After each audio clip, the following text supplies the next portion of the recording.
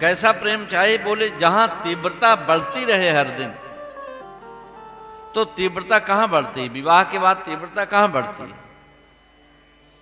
इसीलिए तो उन्होंने कहा काम ही नारी प्यारी में, जैसे एक कामी को कामिनी प्रिय है। माने विवाह के पहले का जो प्रेम है, तो विवाह के पहले वाला जो प्रेम है वो बढ़ता रहता है। मिलने की उत्कट अभिलाषा हर दिन पर दिन बढ़ती रहती है। और विवाह के बाद संत लोग सुनाते हैं, किसी का विवाह हुआ तो जब विवाह हो गया तो छुट्टी ले लिया लंबी, घर से निकलते भी कम हैं। तो पड़ोसी ने पूछा, भाई पत्नी कैसी तुम्हारी? बोले बिल्कुल चंद्रमुखी है। अब चंद्रमुखी को छोड़कर कैसे बाहर निकलें?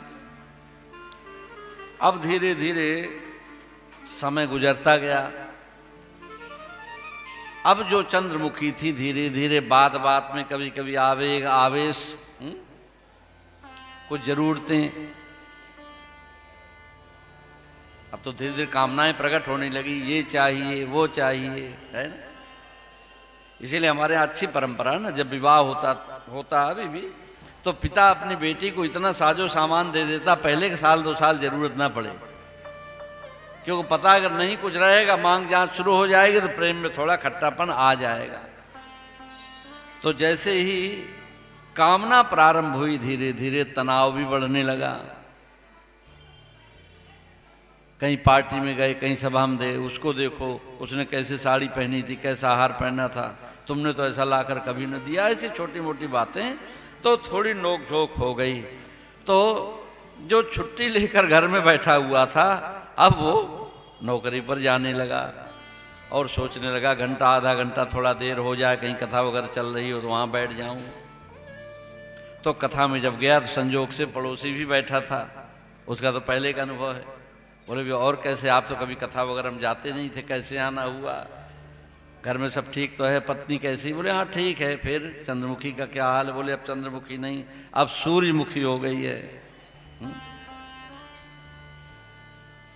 अब सूर्यमुखी हो गई। धीरे धीरे समय और गुजरता गया, बच्चों का जन्म हो गया, बच्चे बड़े होने लगे। पहले तो एक की चाह थी, अब बच्चों को पढ़ाना है, लिखाना है। पत्नी को बहाना मिल गया, बोले अपने लिए तुमने कभी कोई चाह की क्या? कभी तुमसे कुछ मांगा अपने लिए? लेकिन बच्चों के लिए मैं तुमको कभी माफ नहीं करूंगी। पड़ोसी के बच्चे देखो किस स्कूल में पढ़ रहे हैं, हमारे भी बच्चों का एडमिशन उसी स्कूल में हो, चाहे कैसे भी करो, कर्ज ले आओ, उधार ले आओ, कुछ भी करो, काम बदलो, धंधा बदलो, लेकिन हम तुमको छोड़ नहीं सकते, बच्चों के लिए तो कभी माफ नहीं करेंगे। अब आए दिन बच्चों को लेकर लड़ाई का अच्छा मौका हो गया। अब ये आदमी सत्संग खोजने लगा कि कहीं कोई सत्संग हो, वहीं समय कट जाए। छुट्टी लेकर जाने लगा। संजोग से पड़ोसी का पहले का ही अनुभव था, उसने पूछा और भाई सब ठीक है घर में? पत्नी का क्या हाल है? बोले अब तो अग्निमुखी हो गई है।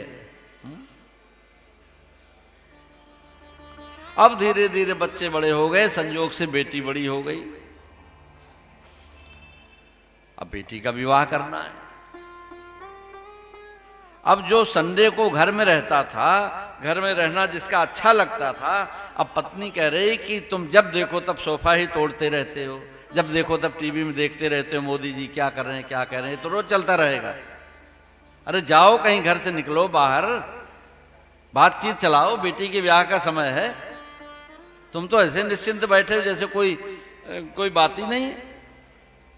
अब इस व्यक्ति का घर में रहना भी अखरने लगा, टीवी देखना भी अखरने लगा, समाचार देखना भी मुसीबत बन गया, है ना।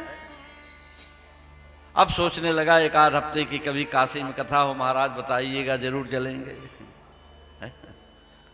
और जब 1 सप्ताह के लिए आया तीर्थ में, वृंदावन कभी बुलाइए, वृंदावन में आया, वो भी भक्त परिक्रमा लगा रहा है, परिक्रमा लगाते ये भी मिल गए। बोले भाई तुम भी परिक्रमा लगाओ? बोले भाई कार्तिक मास है, 1 महीने का संकल्प ले रखा है। बोले कभी पहले तो तुम्हारे मुंह से सुना नहीं। 1 महीने का संकल्प, घर में सब ठीक तो है ना? पत्नी का क्या हाल है चंद्रमुखी का? बोले अब तो ज्वालामुखी हो गई है। तो जहां पर प्रेम दिन पर दिन घटता चला गया है और उस प्रेम में व्यवहार का प्रवेश हो गया। प्राय सबकी बात नहीं करते, लेकिन प्रायः प्रायः तो ऐसा ही है। कभी अपने मायके को लेकर, कभी अपने भाई को लेकर, ऐसे लगता है कोई न कोई बहाना बन जाता है। कभी कोई गिफ्ट देना है, उसमें भी क्या दिया जाए इस बात को लेकर। तो छोटी छोटी बातों में जैसे वो सारी बातें ही खत्म हो गई। जो इंतजार था, जो प्रतीक्षा थी, पहले ललक थी एक दूसरे को देख लेने की, एक दूसरे की बात सुनने की, अब सारी ललक सब हवा हो गई। इसलिए गोस्वामी तुलसीदास जी ने बड़ी सावधानी पूर्वक कहा, हे प्रभु ऐसे नहीं, कैसे अच्छे लगो आप मुझे, काम ही नार प्यार जिमी।